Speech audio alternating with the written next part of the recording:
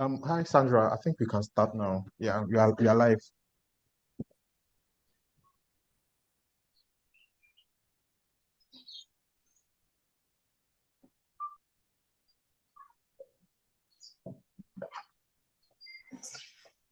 Okay.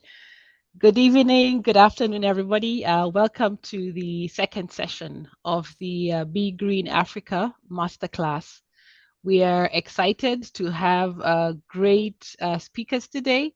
And for those of you joining us for the first time, BeGreen Africa is a partnership between UNICEF, Generation Unlimited, Tony Elumelu Foundation, and the IKEA Foundation. And we are really excited about sharing knowledge and skills on the green sector with a focus on the waste sector. I'll ask my colleague Chimezi to introduce himself before we go on to our panel to introduce themselves. Over to you.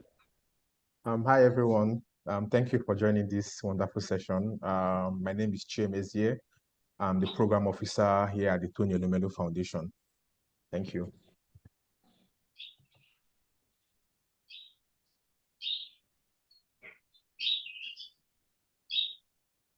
Thank you, Chiemezie. Adiola, please introduce yourself. Hello, everyone. My name is Ogunkoya Goodness Adiola. I'm an upcyclist, an environmentalist, a waste manager, an entrepreneur, and the creative producer and founder of EcoHaven. I always say I'm a game changer for my generation, and I sell sustainability. Thank you for having me here today.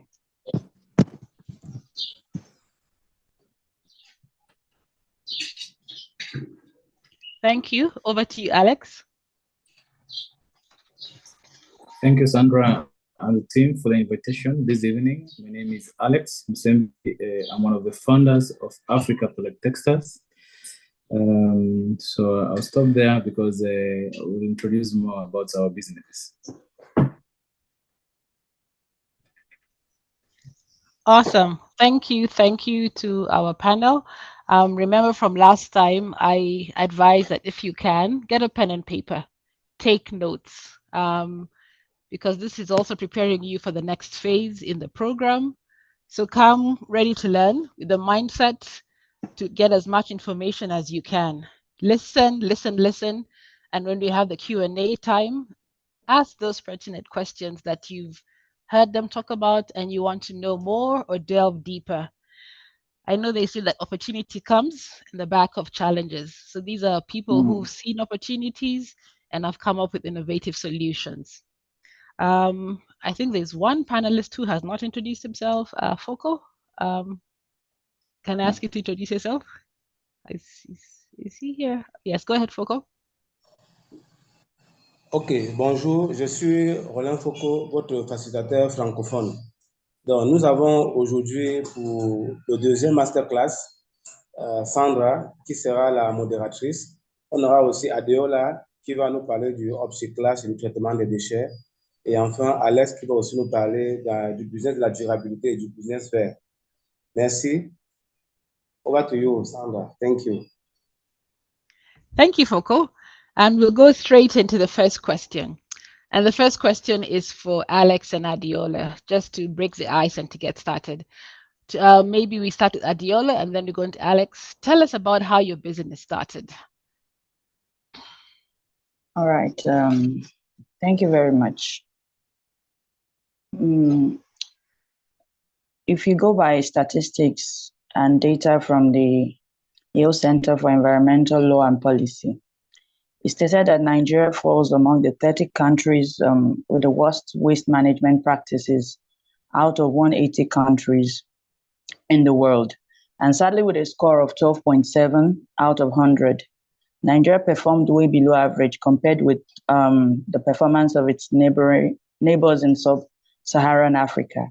And the World Bank also estimated that the amount of waste generated daily by each Nigerian is at 0.51 kg, with total waste forecasted to reach about 107 million tons by 2050. And why is that? Because Nigeria generates 32 million metric tons of waste annually. And this was where I found the most challenging and troubling issue for our dear country. Following these figures, plastics and tires constitute about 5 million metric tons with a growth rate of 2.4% annually. And due to the fact that most people like you and we think the best way to dispose tires and plastic bottles is to burn them or throw them in dump sites, roads, or in the water bodies. We trust Nigerians. And then this in turn creates environmental constraints and health hazards. But then the opportunity to reuse this waste has not been introduced, as we don't practice the culture of recycling or upcycling waste, or better still, we have been undereducated or not brought to the awareness of waste management. All these problems I stated bettered my idea out of a poor environment, greatly soiled with waste, as the environment where I grew up from, especially soiled with waste such as tires and plastic bottles, and also the fact that people in these rural areas can't even afford a small chair in their homes. So I started my solution with my immediate environment, and having visited some persons who don't have chairs in their homes but had plastic bottles and tires littered everywhere, I introduced the creativity in turning this waste in their environment to something beautiful for their homes and could afford them a chair in their rooms. So the solution welcomed a lot of advantages to them. It helped to reduce this waste that breed mosquitoes and other harmful pests, which are a threat to their health. And this enlightened them on waste management and the creativity in turning trash to treasures. So that was how my business started, Eco Haven. Like I said, I'm the founder of Eco Haven, and Eco Haven is an eco-friendly waste management, upcycling, recycling, sustainability product and service company that operates in the production of passionately crafted homemade furniture, fittings, decors, and apparels from waste such as tires, plastics, fibers, wine corks, and the likes. And Eco Haven is passionate about environment and in fulfilling SDGs 1, 5, 6, 8, and 17. We are creating a sustainable environment, managing waste in a society that lacks waste management culture and practices by converting waste to wealth, turning trash to treasures, and creating beauty from the bin. Owing to the fact that there is a lasting problem of waste management practices that seemingly looks bigger than our nation, Nigeria, the numerous threats this problem poses to our health and environment, the dangerous side effects, and the people in communities struggle to afford a chair in their home. So our ideas are they seek to bring exact solutions in firstly saving the earth, animals, and humanity by reducing pollution of all kinds caused by these wastes to create a safe, sane, clean, conducive, and healthy environment, and that every home can afford a chair, to create job opportunities for the unemployed, and also partnering with foundations in picking vulnerable women, youth, young adult children from the streets, empowering and training them on upcycling and recycling skills to give them a sense of relevance, a voice, and an enabling environment, and the capacity to work in their full potential. And we are also saying no to poverty, and we're contributing to economic growth. Thank you. Thank you very much. I like that trash to treasure, waste to wealth. Looking at the opportunity of 32 million tons of waste in Nigeria. We'll go from West Africa to East Africa and hear from Alex. Alex, how did you start your business? Yeah, my name is Alex. I'm one of the co-founders of Africa Correct Textiles, and I work here in Kenya, and also started in Lagos, Nigeria, is to collect used textiles and footwear basically for reuse and recycling. For so many years, I worked with an organization, Textile Collecting Company in the Netherlands, but also based here in Kenya for their local project. And what I can say, my experience came when it was evident that the fashion industry is very linear. Linear means people wearing their clothes, dispose it in the collection bins or wherever, and at the end of the day, it comes to Africa. So the worst is Africa lacks what we call the basic infrastructure of collecting and recycling materials back. So that's where the idea was born. With Africa Collect Textiles now, our work here is to collect used textiles, as I said, basically for use and recycling. And the question of how we are doing that, we are providing the public with convenient drop-off point whereby they can be able to dispose their items. And therefore, we partner with the major institutions, including the shopping malls. Now, every shopping malls now in Kenya, churches, institutions of higher learning, mostly almost now every university now in Kenya, where all our bins are collected. Now, even shops like the Decathlon shops have our collection bins.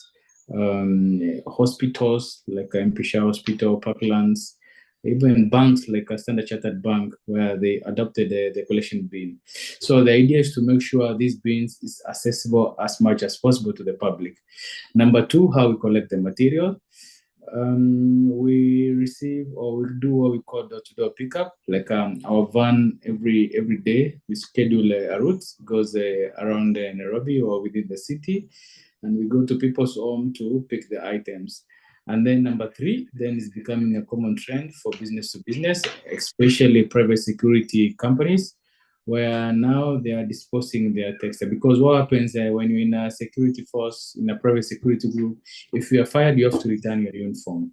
If at the end of the year, the uniform get old, at the end of the day, you have to return the uniform. So within that line of corporate, then there's a lot of textile waste being generated there. So in a nutshell, what I'm trying to say, then we become a key service provider for all these companies. So once all these items are collected, they're all brought into our warehouse, and I will explain also, because what I'm touching is the fundamentals of recycling. So, but I'm trying to give you a good analysis about our business. So everything comes into our facility, and therefore sorting to us becomes very key. Sorting is our second business model. So we sort material according to two ways, because I said about the reuse. So anything that's wearable is being put aside. Anything that is non-wearable is put aside, and I'll explain further about that. All the wearables are distributed back within our community. So it's like a local mitumba, like a local second-hand business again. So we distribute among women in rural areas, because not every person can come to the largest market in Nairobi, Gepamba market, to come and assess these bills, which are also sometimes quite pricey. Anything that's non-wearable, then we develop our own line of product, including rugs, carpet, toys, home decor stuff like pillows, lumbar pillows, cushions, duvet, among many others. So also a lot of businesses locally and internationally come up with their own design, and because we have what we call available materials, so they use our available materials to make their product. So a key competitive strength is to continue supplying a chain of material of different color, of different strengths to different designers. So, and then at the end of our business value chain is marketing and sale. Of course, we distribute now everywhere in Nairobi, within Kenya, also internationally, like in the UK market, the US market, Portugal, the Netherlands, Germany. So that's how we do business. So in a long story, I think I'm sticking to time. It's almost 5 minutes. That's who we are, and that's what we are doing. Thank you. Thank you very much, Alex. It's interesting because last week we learned about sorting garbage at source, and what you're telling us today is about collecting textiles, clothing. So either door-to-door pickups or providing these bins in shopping malls, in universities, in hospitals, where it's easy accessible for people to dispose of both reusable clothes or non-wearable. It's also great to hear about the markets that are not only within Kenya, but international, because I've heard you mention Portugal, I've heard you mention the Netherlands. as well as security firms and corporations that provide uniform to staff that they have to dispose of, and you've provided a solution to that. So thank you. Maybe I will ask my colleague Foko to do a translation for our audience in Senegal. Foko, over to you. Oui, merci. Donc, la première question qui a été posée à nos deux panélistes, c'est comment est-ce que ils ont démarré leur activité. Donc, Adaola nous dit que elle a été inspirée par les statistiques de la Banque mondiale qui avait publié des résultats ou des analyses qui montraient qu'il y avait beaucoup de déchets au Nigeria. Donc, dans un classement mondial, le Nigeria était parmi l'un des pays qui produisait beaucoup de déchets en Afrique subsaharienne. Elle donne par exemple des statistiques comme par exemple, au Nigeria, il y avait 22 millions de mètres cubes de déchets générés chaque année, parmi lesquels beaucoup de plastique et beaucoup de roues de voiture. Donc, du coup, toute cette saleté faisait qu'il y avait beaucoup de moustiques dans les différentes villes. C'est pour ça qu'elle a eu une inspiration de créer son entreprise Eco-Even, qui veut dire littéralement le paradis vert. Donc, elle mène une activité où elle essaie de recycler tous ces déchets-là. Et son principe, c'est quoi? C'est de transformer les déchets en trésors, donc Trust to Treasure. Et son deuxième slogan, c'est aussi Waste to Health, to Wealth. Donc, elle a aussi dit la saleté peut être convertie en santé. Donc, voilà ces deux principales valeurs. Et son objectif, c'est de sauver la planète et aussi une façon de dire pour elle non à la pauvreté en créant son entreprise. Donc, ça, c'est l'expérience du Nigeria de Adeola. Au niveau de Alex, il est un peu plus spécialisé. Alex dit qu'il a été inspiré, Alex au Kenya, il dit qu'il a été inspiré par le fait que les Africains s'habillaient avec des déchets d'habits venant de l'extérieur de l'Europe et tout ça. Lui, ça l'a énervé et il a commencé à travailler sur la collecte. Son entreprise s'appelle Africa Collect. Il y a une suite. Et il s'est spécialisé dans la collecte des déchets d'habits en mettant des bacs pour habits dans les différentes institutions, dans les mairies, dans les banques, là, parler de standards en Nairobi, dans les hôpitaux, les universités. Donc, il s'est vraiment spécialisé dans la collecte des habits, des déchets d'habits. Et pour ça, il a une certaine logistique qui permet de faire cette opération, en l'occurrence les pick-up. Il a des pick-up avec des programmes de tournée qu'il essaie de mettre dans la ville. Ces voitures font des tournées et collectent ces déchets qu'on essaie de recycler. Et quelque part, il nous dit qu'il a des partenaires au Portugal, en Europe et dans plusieurs pays avec qui il traite. Donc voilà vraiment un résumé très succinct de comment est-ce que ces deux activités ont démarré. Thank you, Sandra. You have the floor.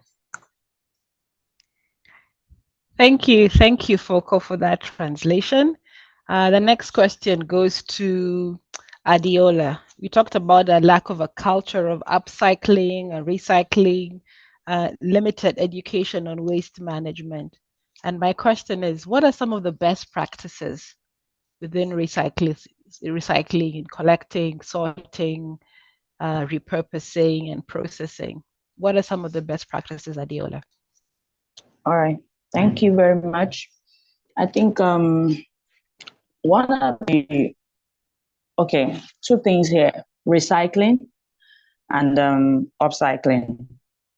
Because I'm more of an upcyclist than a recyclist. I'll first explain to you what recycling is in a very short term. You know, recycling is the recovering operation by which waste materials are reprocessed into products, materials, and or substances, whether for the original or other purposes. While upcycling is just getting creative by repurposing these items waste into new functional objectives, and instead of discarding. The difference between recycling basically and upcycling is the fact that for recycling, it entails a larger process, and it it changes the original state of the materials that have been collected. While in upcycling, it just requires that you take the waste and turn it into something creative.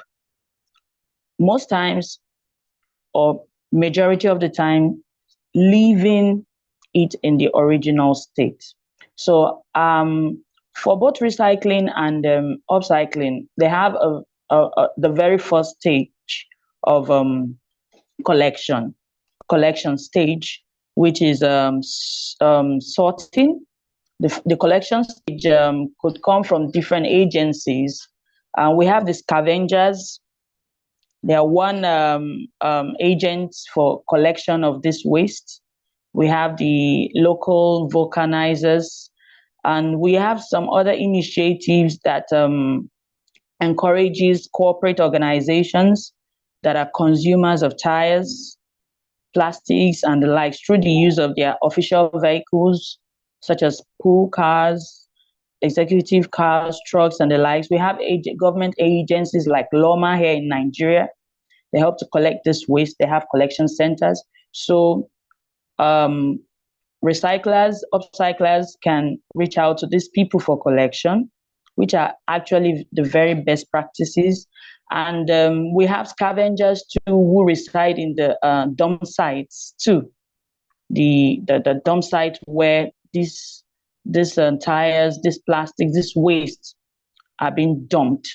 So that's one. And then secondly, we have the sorting. In the two processes, for the first two stages of this process, the sorting, the sourcing, and the sorting can work for both the recycling process and the upcycling process. So for the recycling, for example, because I'm not really into the recycling part of it, the recycling, for example, let's say we have tires that want to be converted to flip-flops, interlocks, and the likes. It's going to go through a lot of pyrolysis. It's going to go through mechanical processes, industrial chemical processes to get to that stage. For example, metals, scrap metals that are going to be, converted into aluminum sheets for constructions and the likes. So for what I do now, I'm an upcyclist. I can get, excuse me. I just want to show you a sample of what I'm talking about. Now, this is a plastic. This is a Coca-Cola plastic. If you look at this carefully, this is made from it. These are petals made from plastics. They can be used to design the home as a wall decor, as a form of wall decor. Now, this is a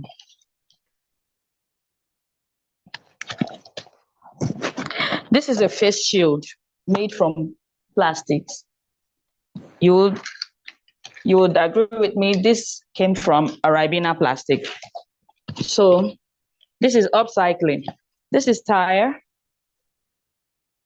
that has been converted to a stool. If you can see very well, this is a stool. Most of the time in upcycling, they maintain their original states, or no much process is required. But in recycling, it has to go through a lot of process. As a matter of fact, for an upcyclist, if after we're done with our product and all of that, if we have leftovers, they are still useful for the recyclers. So for recycling, the best practices includes sourcing, sorting, all the mechanical processes it has to go through to give into another product completely. While for an upcyclist, sorting and sourcing. For us, basically, if we have to get plastics or tires, we use just manual ways of sorting our tires. For example, we get a tire, we look out for the threads, are they worn out? We look out for the strings, are they coming out? So that we are not doing substandard product, because part of the vision for us is that we are, excuse me, sorry, please. Our vision is that we want to create standard product. We're trying to create standard product, that can stand the test of time and compete in the global competitive market and space.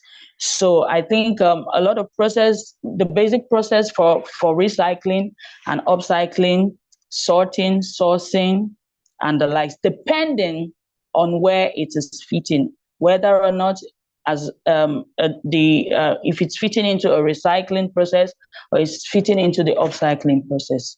Thank you.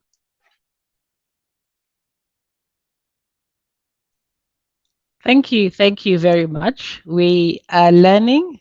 We said we are increasing our knowledge on waste management. So now we understand upcycling and recycling, because I know very often the terms are used interchangeably. Thank you very much, Adiola. We can actually see that exactly what you demonstrated, trash to treasures. I can see that too in your living room, in your house, looking very beautiful. So we don't lose our audience, Foco. Can we have a translation on that brilliant presentation on best practices in recycling? Over to you. Oui, donc, la question qui a été posée à Adeola, c'est qu'elle doit partager avec nous 2 bonnes pratiques dans son activité. Et ça a été l'occasion pour elle de bien nous expliquer ce que c'est que le upcyclage et le recyclage. Donc, comme première pratique, elle a effectivement expliqué la différence entre le recyclage et le upcyclage. Le recyclage étant le fait de transformer les déchets en passant par un processus qui permet de revenir à la même utilisation. Et pour cela, il y a un processus long, même si la matière première reconstituée pour avoir le même produit est un peu altérée. Ça, c'est au niveau du recyclage. Et que l'upcyclage, en fait, c'est de donner une nouvelle vie à un objet qui est en fin de cycle de vie. Donc, le upcyclage, c'est une transformation créative pour avoir de nouveaux produits. Et pour cela, elle a expliqué dans cette bonne pratique qu'au Nigeria, il existe des centres de collecte. Elle a donné des noms, des centres de collecte qui s'occupent de la collecte. Et puis, il y a maintenant des recycleurs ou des upcycleurs qui s'approvisionnent dans ces centres de collecte. Pour ce qui est de la deuxième bonne pratique, elle nous a expliqué encore en détail en faisant de la démonstration sur un produit upcyclé et un produit recyclé. En termes de produits upcyclés, elle a par exemple montré une bouteille de jus de Coca-Cola qui a été transformée en objet de décoration qu'on peut mettre dans sa maison. Ça, c'est pour le upcyclage. Et pour le recyclage, elle n'a pas montré. Bon, elle a aussi montré l'exemple d'une roue qui a retrouvé une autre vie. Pour le recyclage, elle a expliqué plutôt le processus, parce que le recyclage, en fait, demande qu'on collecte, on trie et on transforme. Et ce processus de transformation peut être sophistiqué, c'est de la technologie. Alors que pour le upcyclage, c'est juste une collecte, on trie et on donne la seconde vie à l'objet en la mettant dans la forme que l'on veut.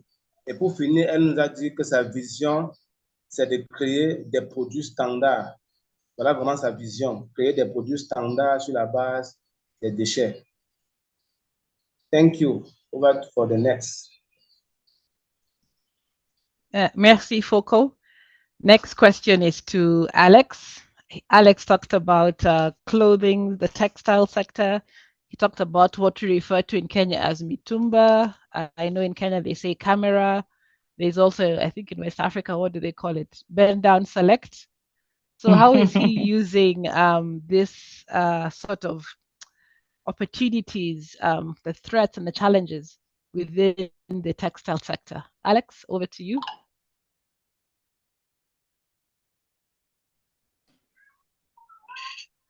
Hi, Sandra. Thank you again for asking such a question. As I started earlier, I said the fashion industry is very linear. And to give you some statistics, according to Ellen McAdoo Foundation, they're saying over 500 billion US dollar goes into waste in form of textile. So that's a massive number in terms of value. Kenya alone import more than now 200 million kilogram of post-consumer textile in the country. That's also massive. And out of these, I've read various reports. I want to share with you or talk to you about the OR Foundation. There's a Clean Up Kenya talking about the same, that they estimate that about 30 to 40% that comes into the country, like in Kenya, is waste. Waste can be the items either they are unsellable, or that's why they're calling waste, because you can imagine if we receive clothing from China, then there's a lot of estimate that the Chinese have a small body as compared to Kenyans. So then their clothing is not a perfect fit for Kenyan market. I'm just giving you some perspective on overviews. If we get clothing from America, then you will realize that Americans are also huge. So what does it mean? It means compared to Kenyans, then we encounter a lot of unsellable material because it's not a perfect fit for Kenyan market. Yeah. So in general, then that's how the waste stream is being generated, and that's where I think the number 30 to 40% comes from. Which of course I know it needs to be validated, but most of the people argue the number is around there. Anyway, to come back to your question. To us, collection is very key, and these are fundamentals of recycling. Because you'll understand, why don't we collect materials at the landfill? To us, it doesn't make any economic or commercial sense, because cleaning can be very, very expensive. For example, if you go to the landfill, pick up the materials, throw it in the washing machine, I can imagine in terms of how much water, how much soap, how much energy, labor is going to be used towards that. So economically, to me, it doesn't make economic sense. And that's why we make sure we collect this material at source, clean and dry. So that when you call, because our bins are all like they are branded, please bring your materials clean and dry, or give your textile or drop your textile to this Africa textile bin, clean and dry. And also when people give us, whether it's security groups or private security groups, or whether it's people, all these materials are normally clean and dry. So you realize then one of the fundamental things when it comes to collection is, or to fundamentals of recycling is collection. Therefore, at the source, you have to get these materials at the source. That's where you can be able to make the business case. And that's why, so after then we collect all the stuff, and then everything it comes to a facility, and that's where the sorting comes. But before even we sort everything, first of all we weigh, because for us it's very important to understand in terms of numbers how numbers are behaving. I'll be able to quickly understand why, for example, the Junction Mall along Gong Road is collecting more as opposed to the Village Market Shopping Mall in Gigiri. So to us, understanding the metrics in terms of numbers is very important. So that at the end of the year, we can be able to analyze in terms of kgs, how much did we succeed year by year collecting in specific institution. So of course, everything is sorted in our facility. All the wearables definitely goes to our wholesalers. So we have women who distribute all the wearables, and that's the element of reusing. So in a hierarchy of recycling, reusing comes first. Yeah. So the more the material can be reused, you're giving it the first chance, second chance, third chance, fourth chance, fifth chance, etc. Before even we think about other method of making this material useful. So every material is being reused again, but we sell it at a fee, of course, because we put a lot of cost in organizing all this collection network, all this logistic. We do have also a very huge team who do all these activities. So that's why when we give it to the women in the rural areas, we give them at a specific fee. Anything that cannot be reused, then that's where the element of recycling or upcycling is coming, and I'll break it down. We do also a lot of upcycling, so we produce our own line of products. For example, rugs. I think some of you have seen them. But people can go to our Instagram page, africa.collect.textiles, and they can be able to see what we are doing in terms of product development. Or they can go to our website and check our e-commerce platform. So we have rugs, we have carpet in that line. In terms of home decor, then we are producing the likes of lumbar pillow, the likes of pillows, the likes of the cushions, the likes of duvet. They are quite, I think they are quite beautiful in my opinion. And then also we do have a lot of designers who comes, because we do have a in-house team who can upcycle this material into various products. Yeah. So that's why then we ensure all these materials are in constant loop of production. Let me explain further about what we are doing about the mechanical recycling. I know when people upcycle like simple toys like this, because all this like 100% collected, then we mechanically shredder and put everything into this, yeah, so that we eliminate the importation, because countries like Kenya, we normally have the white filling material inside our pillows, yeah. So that's being imported from Pakistan or even China. So yeah, I know it's earned for them like foreign exchange. So what we are doing now, we are mechanically doing this, putting this now into. So if we have people making toys, then we supply the filling, yeah. So because to me, manually doing things is okay, but also mechanically doing things makes sense, because business should not only sound good, but also should be economically viable. Numbers, to me, really plays a key role. So if you ask me to produce 1 million pieces of this, I'm sure I will really struggle to do that. But if you ask me to mechanically produce 1 million kgs of this in an annual basis, I can be able to do that. So sometimes you have to look where the money is. But I'm not saying we're not doing this. We are doing that, but more importantly, mechanical recycling. Let me explain also what happens. We are collecting also at the Komba market. The Komba market is one of the largest market. If not, I know there's a Kontomato market in Ghana, where all the imported second-hand clothing coming into the country. So it's one of the largest market also in Kenya, Komba market. So we have a collection center there. What happens with our collection center?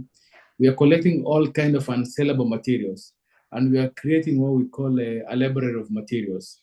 All cottons, we put them separately, all kind of different kind of polyester or even khakis, jeans, because then we get customers who are asking for specific type of material in terms of color, in terms of specs component. And that's why, again, we go back to the basic, collecting. So when you can be able to collect and sort better, you can be able to build what we call the library of material. A good example is what's happening now. We are shipping out cotton material now to the global north, because then the global north bring all kind of fast fashion products in terms of clothing into the country. Yeah. So now we are collecting back, and especially now cotton, because cotton has a value globally, and we are shipping now to Germany.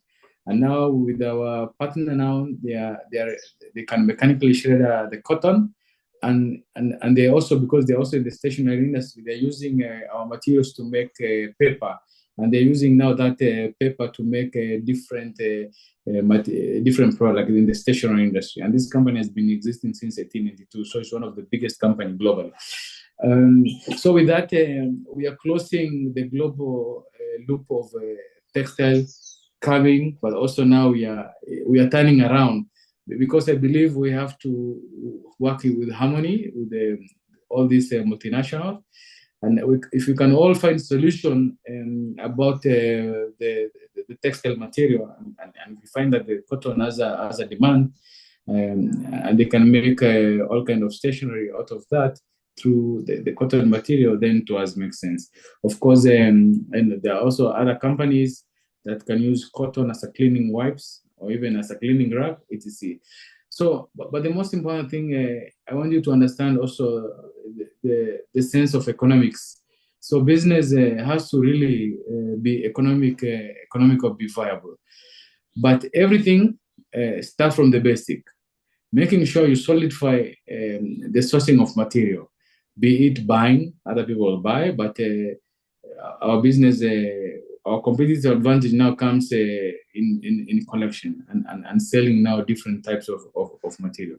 I hope, Sandra, I tried to answer your question.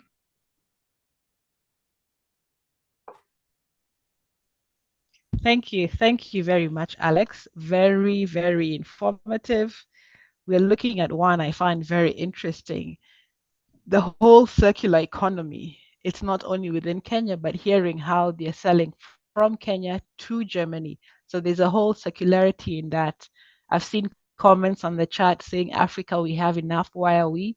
And I think this directly addresses that. Yes, in as much as we have this camera, this clothes that we're getting in, the secondhand clothes, here's an opportunity to generate cotton from them as we spin them and export them back. I also like what you've talked about, finding your competitive advantage within that business and leveraging on that.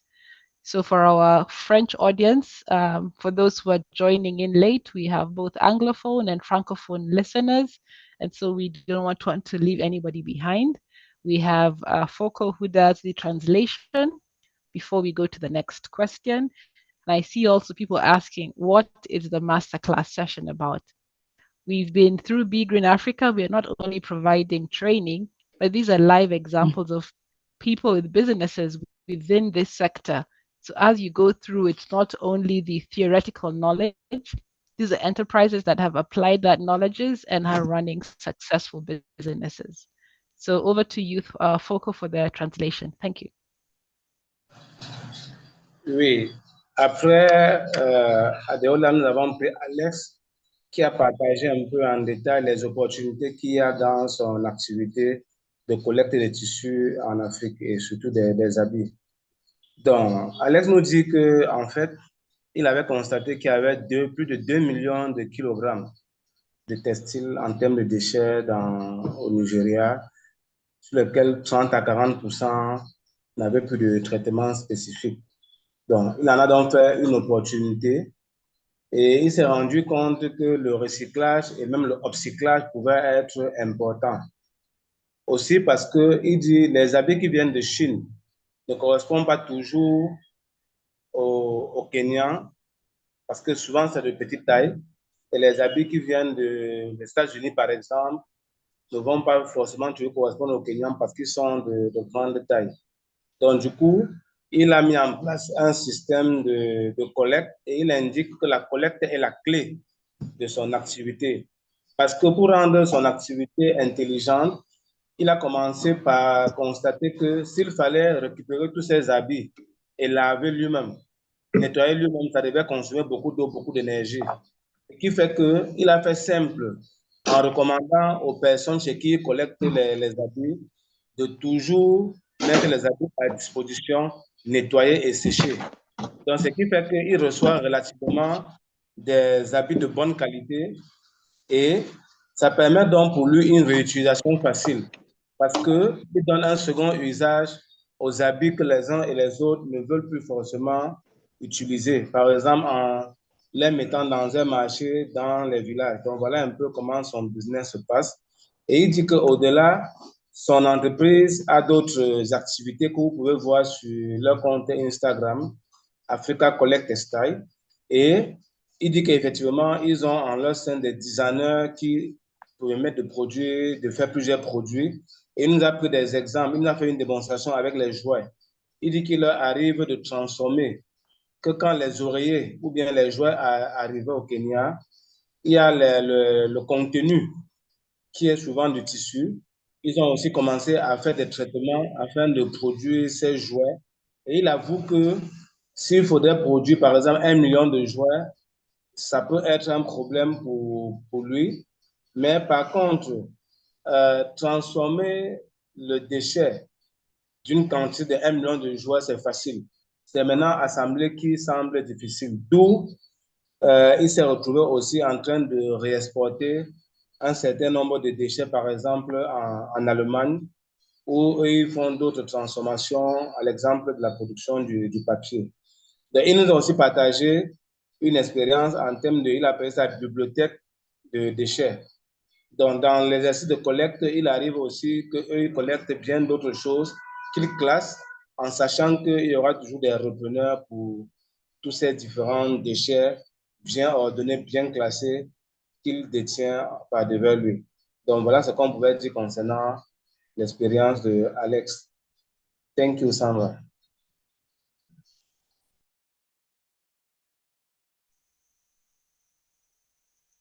Okay, thank you. Thank you, Foco, for that. Going on to the next question. One, we've heard about 32 million tons of waste. We've also heard about next time you see a tire, next time you see fabric, we don't throw it away. There's an opportunity there. So this question is to Adiola. How do we promote recycling awareness and participation? How do we promote recycling awareness and participation? Thank you.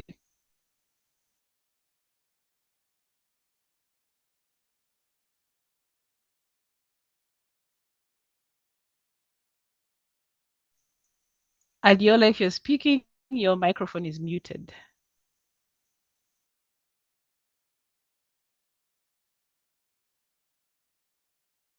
Okay. Can you hear me now? Yes, go ahead. Okay. I said we cannot overemphasize on creating awareness in this concerning recycling or upcycling. We can tell and we can see of the side effects. We can see that this problem is looking similarly bigger than the problem of our nation. It's it's a fight. It's a fight. And we cannot but overemphasize on awareness. We started out as a service and it started with awareness, creating awareness. Until date, we are still creating awareness. We cannot stop on creating awareness. So awareness is, for us, is key. And how do we do this? We speak to people, we educate them, we organize workshops, and we even do free trainings. We do free trainings a lot of times. We've partnered with NGOs, and we've partnered with private foundations. We have partnered with local foundations, just so that people can be environmentally aware of the hazards and the good that can come out from, recycling. The recycling and upcycling culture is not well saturated here in Africa. It's not really. We need more people, and then we need to let people know the consequences of not doing.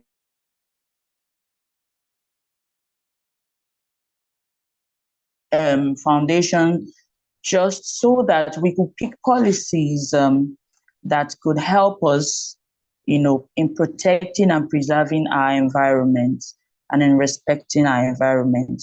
And like I said, one of the ways we create awareness is picking, chosen training and empowerment sessions just so that we could also fulfill the SDG goals.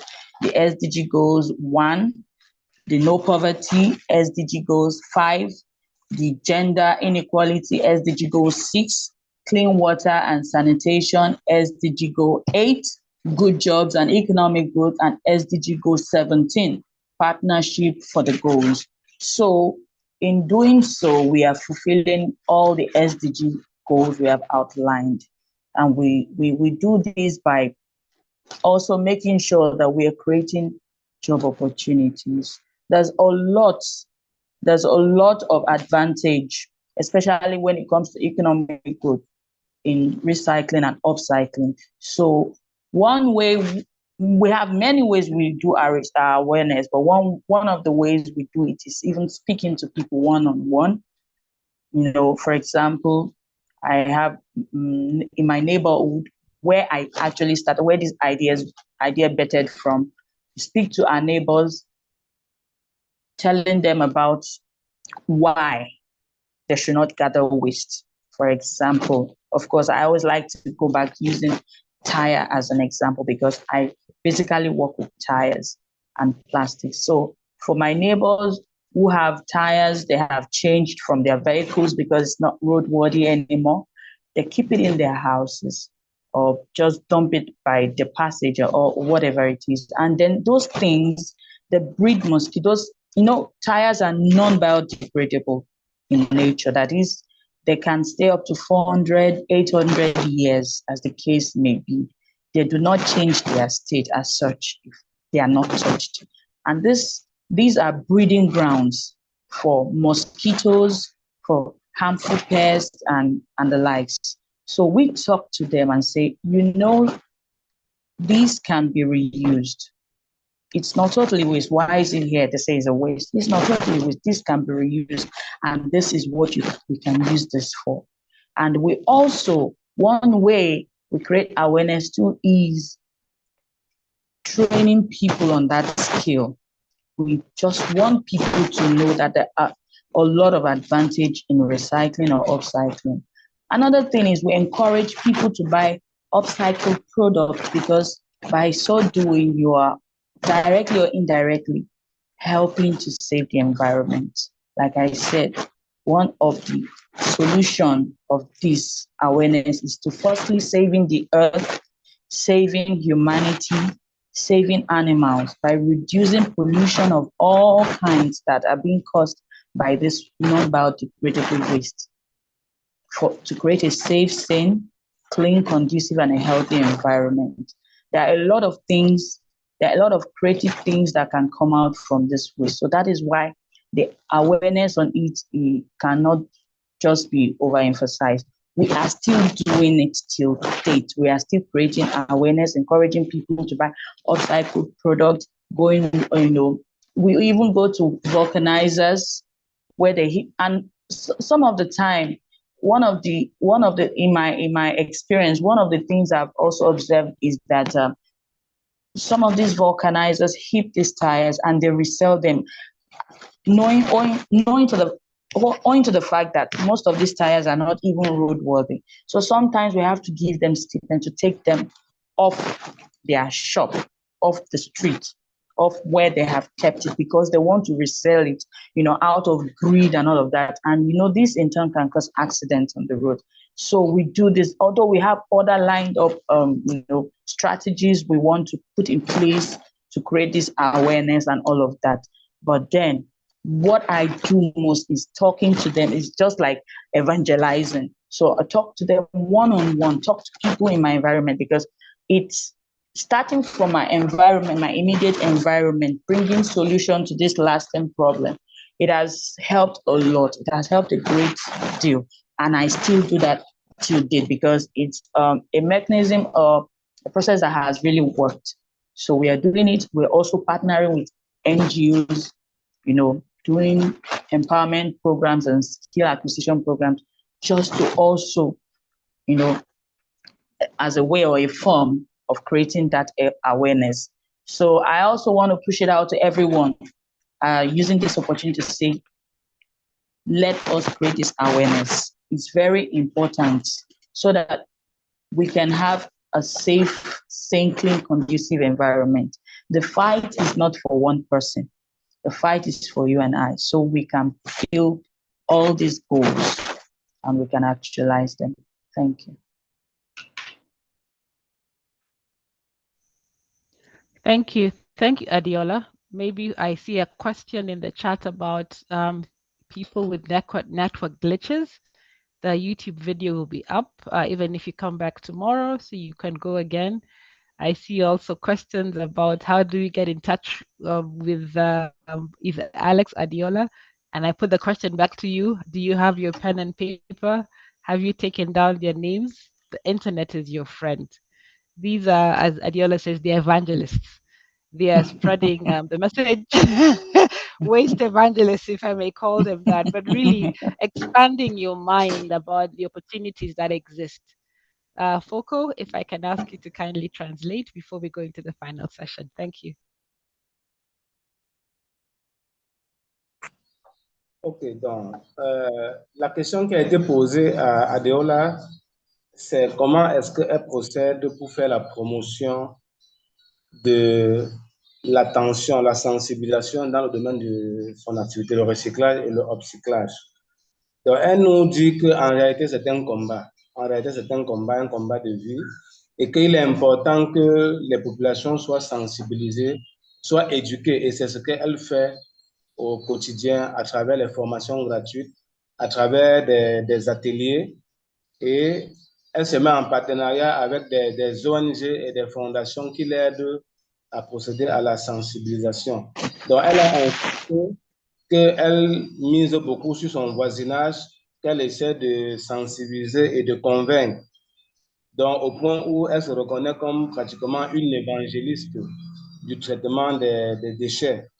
Ce qui fait que c'est quelque chose qui fait dans la mesure où, à travers son activité, elle réussit à honorer à plusieurs objectifs de développement durable, comme la lutte contre la pauvreté, l'objectif 1, l'objectif 5, lutte contre l'égalité de genre, l'objectif 6 qui concerne l'eau, l'objectif 17 qui concerne le partenariat. Donc, voilà en fait comment son activité est. Elle essaie effectivement de beaucoup sensibiliser, et elle nous recommande tous que ce n'est pas un combat à elle seule, que c'est un combat que tout le monde doit s'approprier. C'est un combat pour tous. Donc, comme question, il y en a qui ont posé des questions. On vous a dit, vous pouvez resuivre cette émission après sur YouTube. Et ceux qui veulent avoir les contacts des panélistes, vous avez leur nom. Adeola a dit qu'elle est évangéliste. Ça veut dire que forcément, elle est sur Facebook, sur Twitter, sur LinkedIn. Vous pouvez les joindre sur les réseaux sociaux. Vous avez leur nom. Tapez justement simplement dans Google. Merci. Back to you, Sandra. Thank you, Foko. There's been so much information, and I see there's several questions in the chat. Before we go to the Q&A session, I want to start with Alex. Alex, can you summarize 5 key takeaways that you want to give to the audience that you've had in your business as you've been looking at fashion, upcycling, recycling? What 5 nuggets can you give to the audience? Thank you. Thank you, Sandra, once again. I can try to address in different focal point in terms of also challenges. I can imagine operating in a waste sector is one of the most also difficult place to be, and especially when we're talking about demand for the product. So the demand for the recycled material can fluctuate, and especially impacting the economic viability of recycling programs. So I can imagine if there's insufficient demand for recycled products, it may be challenging to sustain recycling initiatives. And that's why I want to expand on that point, because like when you upcycle product, I think Adiola can tell you that process is manually, like everything is manually. So in terms of costing, the pricing point can be different, it can be high. So one of the key challenges is when the pricing is high against similar alternative kind of product. So and that's why if always entrepreneur can think on the best way to always keep the cost low. Otherwise, they may end up being frustrated where they're not moving sales in the market. So always, as an entrepreneur, you have to think always about sorting. In terms of textiles, there are all kind of regulations now coming in.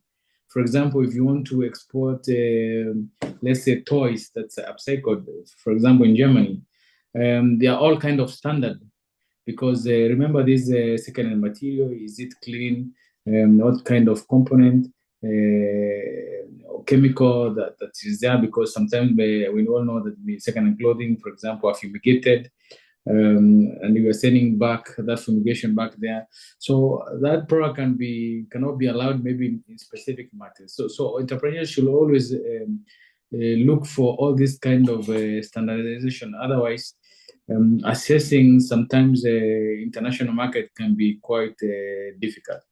There's also a lot of rules that are coming in terms of traceability. Yeah, you have to declare, for example, at the custom, the spec of the material, is it 80% polyester, 20% cotton? So this all standardization then is very crucial for people or for entrepreneurs to think about that, so that traceability then create what we call transparency. So for you to be able to assess like European market, then that becomes very key. Number three, of course, the sector is now evolving in Africa, and especially when we talk about this circularity, I think is the next big not the next big thing, but is the biggest thing when we talk about the circular economy.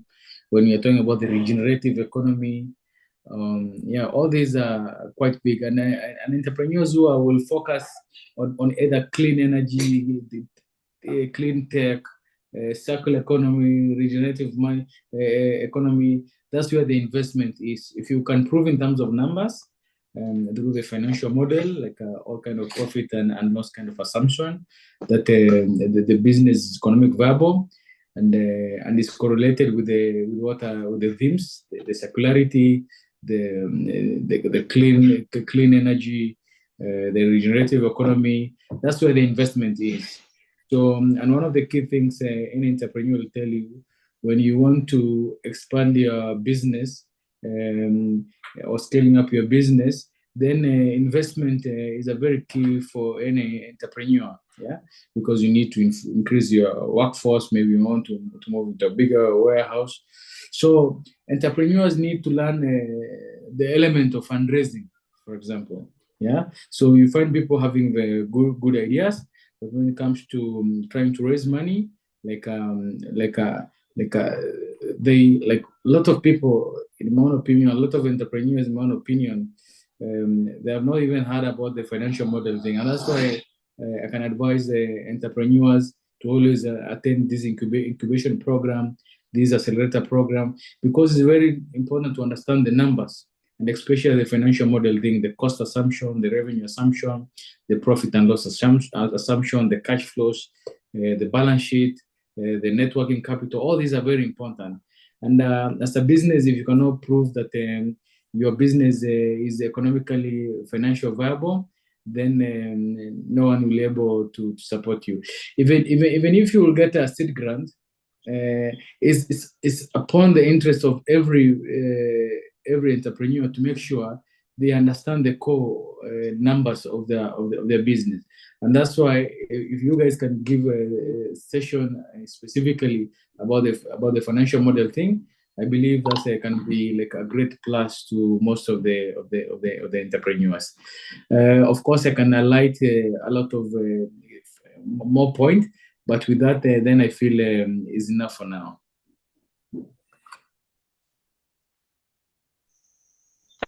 Thank you, Alex. Thank you, Alex. And I like your last point, financial modeling, cost assumption, balance sheets, cash flow, profit and loss. And so I'm glad that we are offering this as part of the BeGreen as we go into the next phase. So I hope the audience, your BeGreen cohort, you're taking your notes, you're preparing your thoughts and your questions that you have as you go into developing your business plan, as we'll be sharing those dates next. But again, I'll ask Foco, please translate for us. Alex has really given us a lot around traceability, transparency, standards, fundraising, scalability. So let's bring along our audience in Francophone. Over to you, Foco. Yes, exactly. It gives us a lot of key points to take away. Donc, Alex a partagé quelques éléments importants que nous devons prendre pour la route, quelques clés. Il a par exemple indiqué que faire dans l'économie circulaire, dans le traitement des déchets, c'est un défi. Et ce défi peut coûter.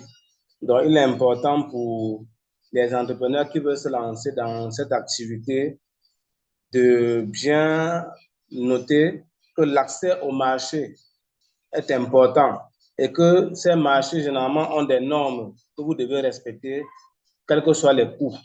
Donc, c'est important de respecter les normes pour pouvoir accéder au marché. Donc, voilà un premier défi. La deuxième chose qu'il a indiqué, c'est la traçabilité. Donc, il va de soi que pour développer son entreprise aujourd'hui, la moindre des choses, ce sera de travailler de façon traçable, d'indiquer l'origine de la matière première des différents biens, de suivre à temps réel le circuit que suivent les produits de l'entrée jusqu'à la sortie et même de sa consommation. Donc, ça, c'est au niveau de la traçabilité. Il a aussi indiqué qu'en Afrique particulièrement, ou bien dans nos environnements, le business vert est un business croissant. Donc, il est important pour les uns et les autres de s'investir dans cette industrie de l'économie circulaire parce que c'est une industrie qui a de l'avenir et actuellement, il y a beaucoup de bailleurs de fonds qui émettent les fonds. Donc, c'est là où on trouve la plupart des investissements actuellement. Il a aussi parlé de la rentabilité et de la viabilité financière.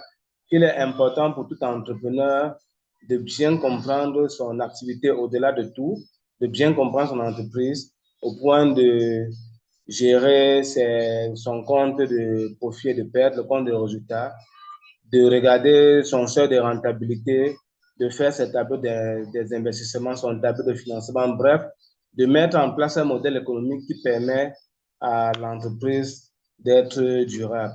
Donc, voilà quelques secrets que Alex a bien voulu partager avec nous. Thank you. You have the floor. Merci, Foco.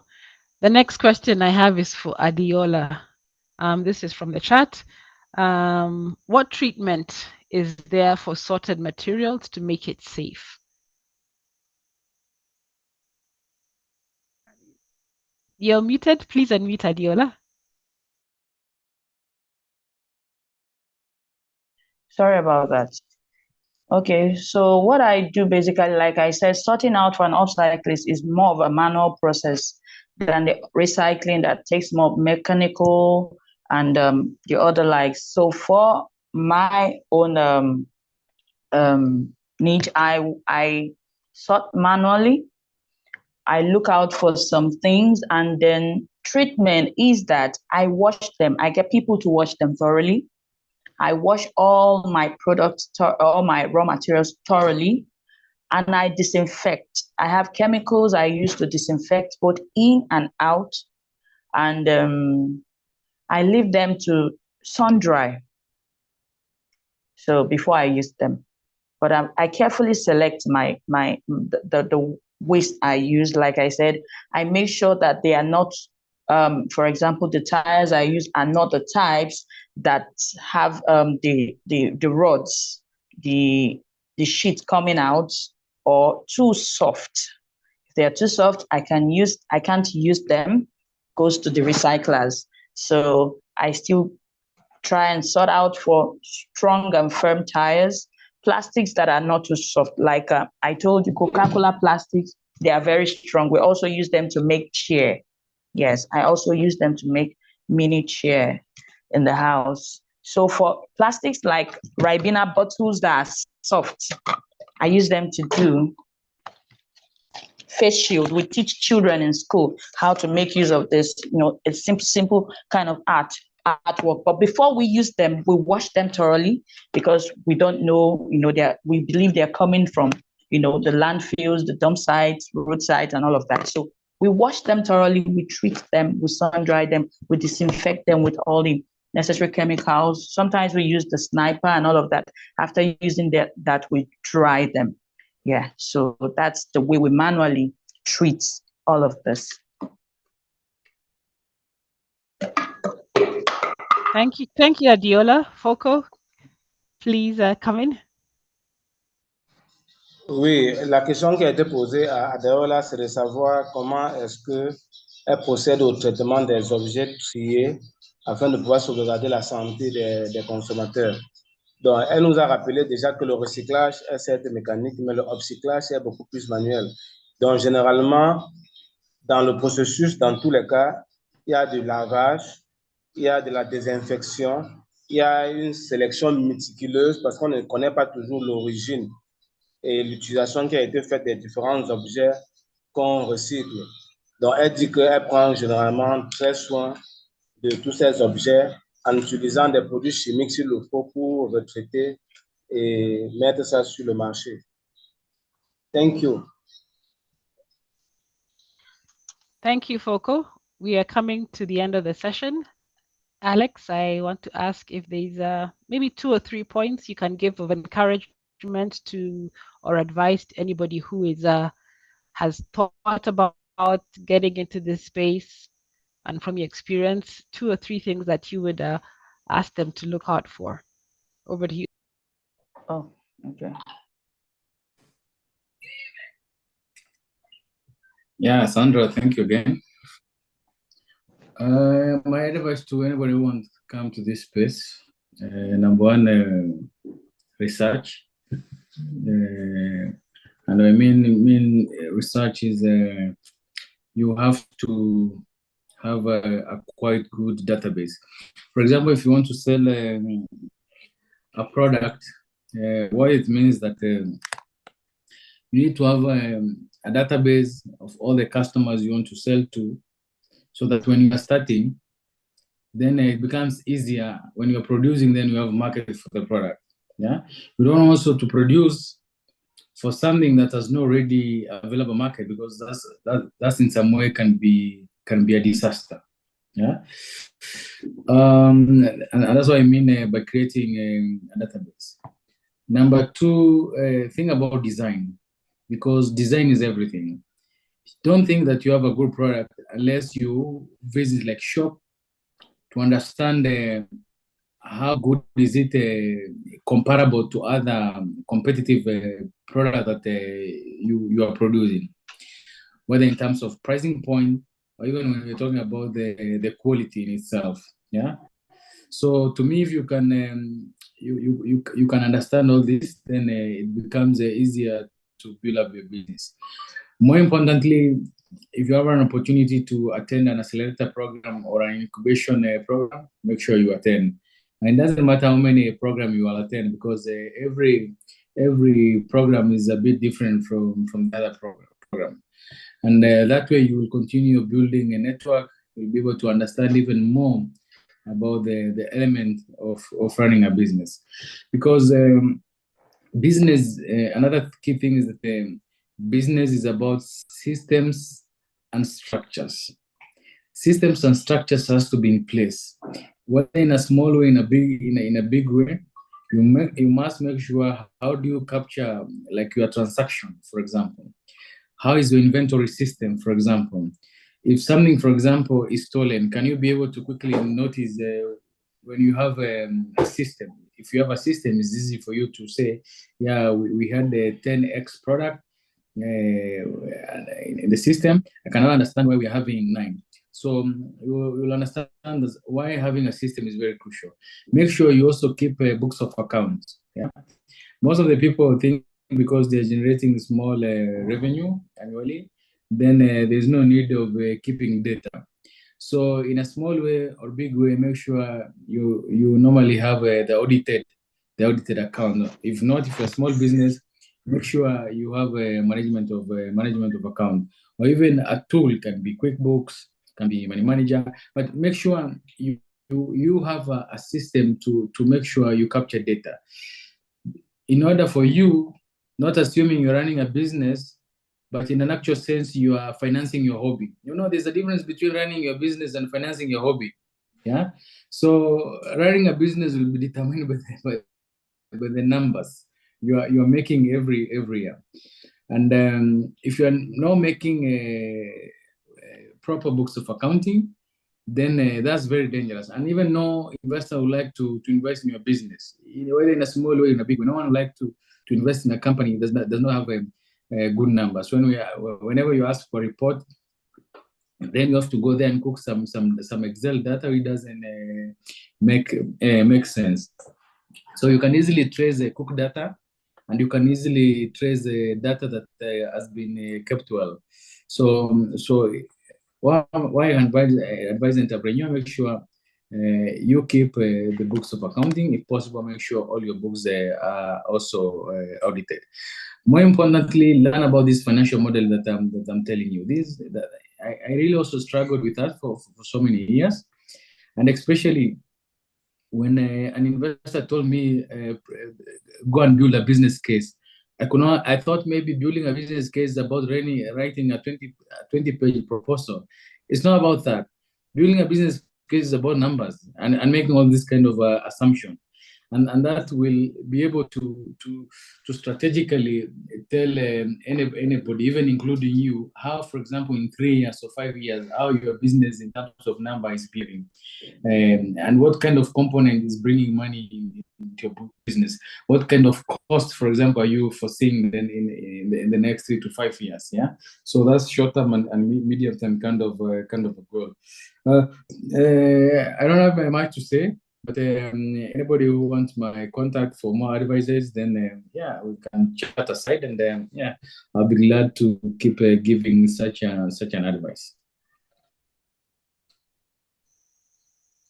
Thank you, Alex. I like how you've been vulnerable and said even when you began, business modeling was something that was new to you. I like the talk about database, keeping a date, even as you're thinking through your different businesses. Who is your client? How will you market to this audience? And I can see Alex is big on data because he talked about weighing in whenever they have clothes from the different collection points, they weigh it. So you have the financial data as well as data on the waste collection. Looking at your competitive landscape, is the product you're thinking of, is there a market for it? You know, and then taking advantage of opportunities like what BeGreen is offering, other incubators, how do you scale, how do you go to the next level? And finally, setting up systems and structures as you move from what we've called a hobby to an enterprise, putting all that in place as you transition. So I'll ask Foko to translate, and then we'll have Adiola conclude for us. Foko, over to you. Oui, pour finir, on a demandé à Alex de partager avec nous quelques conseils. Et il est revenu sur 4 ou 5 conseils. Là, par exemple, dit qu'il est important de faire des recherches. Il faut faire des recherches lorsqu'on met une activité et surtout avoir une base de données. Si par exemple vous avez une base de données de clients, ce n'est pas quand les produits seront prêts que vous allez aller chercher la clientèle. Donc, il a insisté sur le fait de constituer une base de données de clients pour son entreprise. Il a aussi parlé du design qu'il faut appliquer au sein d'une entreprise parce que les produits doivent toujours être innovants et être attrayants pour pouvoir faire face à la concurrence. Donc, bref, vous devez avoir des produits compétitifs. Pour cela, vous devez développer le design et la créativité au sein de votre entreprise. Il a aussi insisté sur le fait d'avoir des systèmes. Il faut avoir des systèmes au point où s'il y a un problème au sein de l'entreprise, que ce soit détectable facilement. Si par exemple, il y a des choses ou il y a des choses manquantes, il faut que le système permette de détecter cela assez facilement. Donc ça, c'est une chose sur laquelle il a partagé.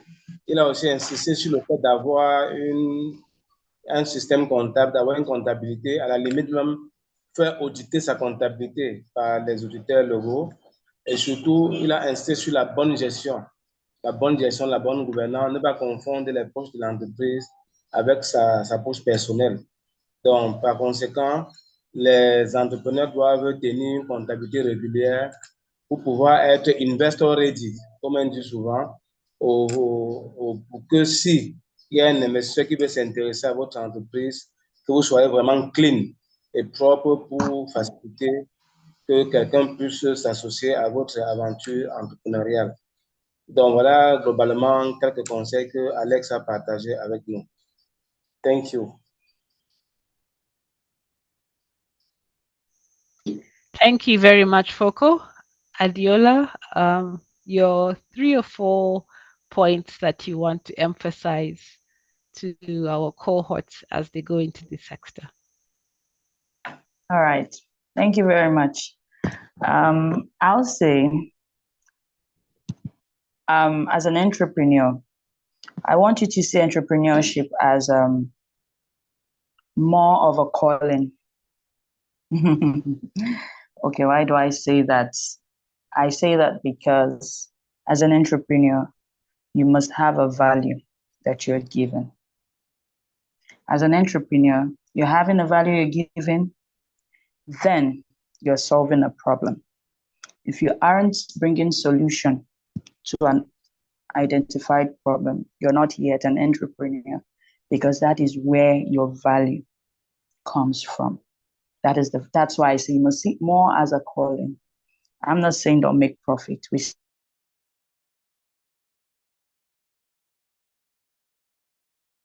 as well.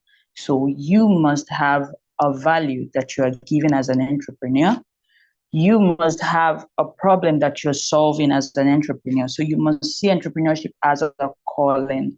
And seeing it as a calling is, if you have an idea, you have to actually run with it, because that idea is a vision. Yes, it is a vision. You have to be resilient. You have to be resilient, and you have to be constant in whatever you do. You have to be your number one motivation and inspiration. And I don't want you to tell me it can't be done. And I also want you to know that whatever you think you're doing, and you think you're the only one doing it, no, don't think so. There are a lot of people doing it, but dare to be different. What do you do differently? What do you bring to the table differently? So don't tell me it can't be done. I'll use myself as an example. When I started out, many a times I didn't know that I had some potentials in me.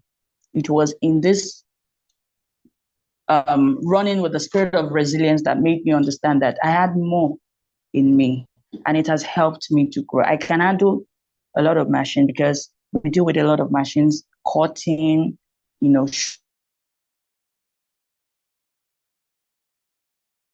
all of that. So majority of the kind of machines that you see men handle, I handle them. I make my furniture myself. I have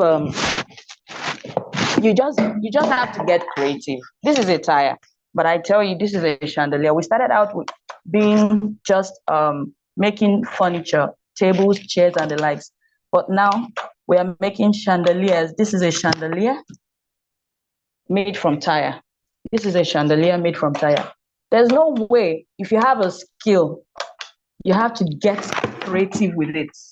You have to get creative and dexterous with your skill. You don't remain in one position. You keep learning, because the day you stop to learn is the day you start to die. So be resilient, be your number one motivation and inspiration. And you have to invest in yourself. You have to invest in yourself. Don't procrastinate. Please build an empire and empower yourself too, because as you're empowering yourself, you are in turn empowering generations to come. And what are your core values?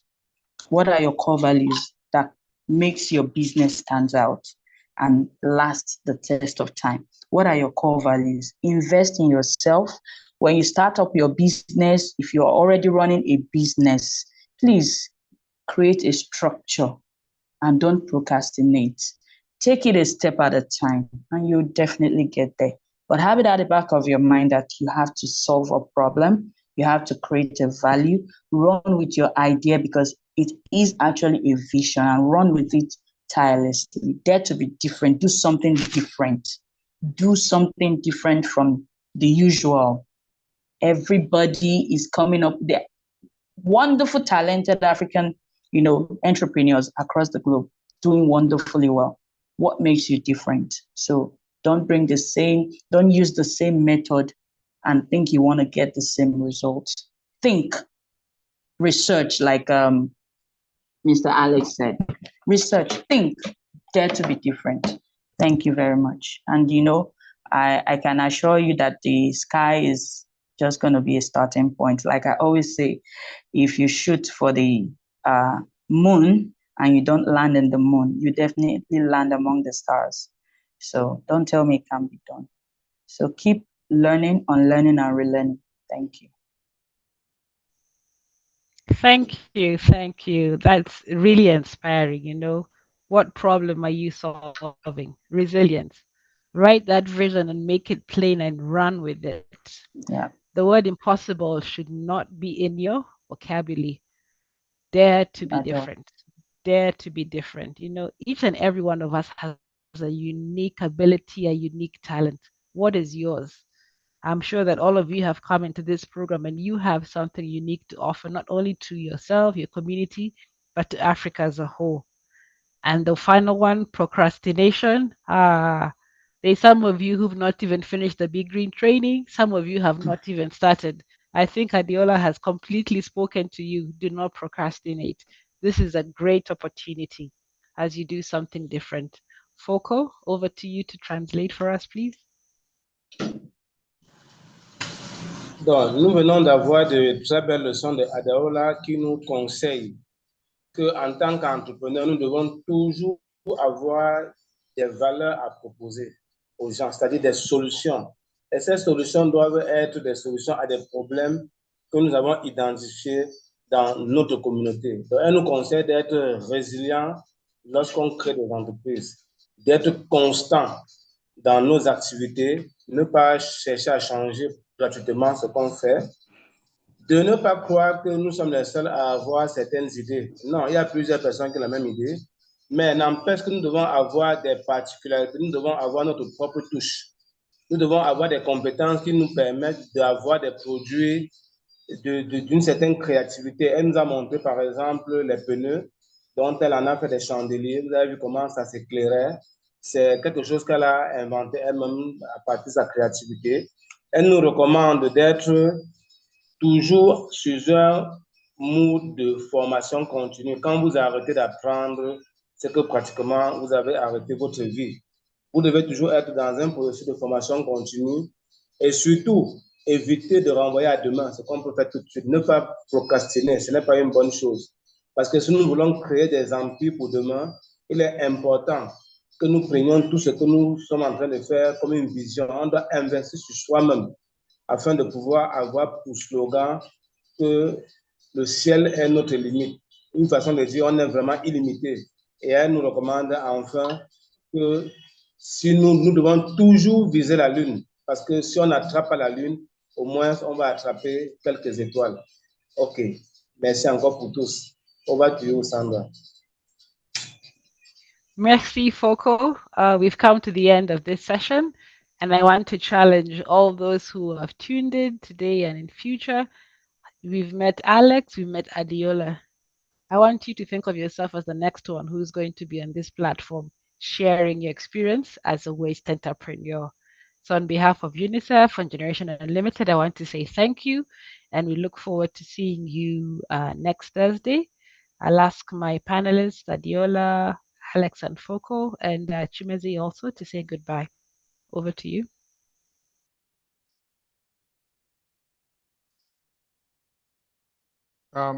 Bye, everyone. I hope this session was engaging. Of course, it was very engaging for me. You can sign this, you can look at the survey form in the description box. Just if you have any questions, also there is a text box where you can write your questions, and we'll forward them over to the facilitators, and they will respond to it. Okay. Thank you once again for tuning in. Over to you, Alex and Adela.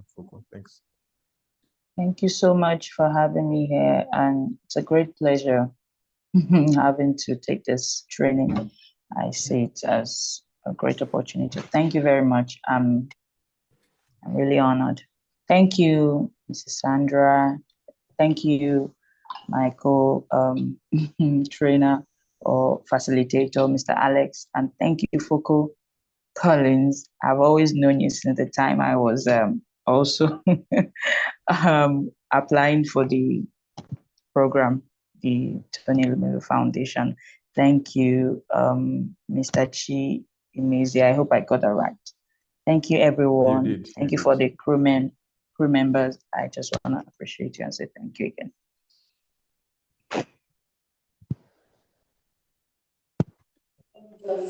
Yeah, everyone that has been attending the live panel also will go through the YouTube channel.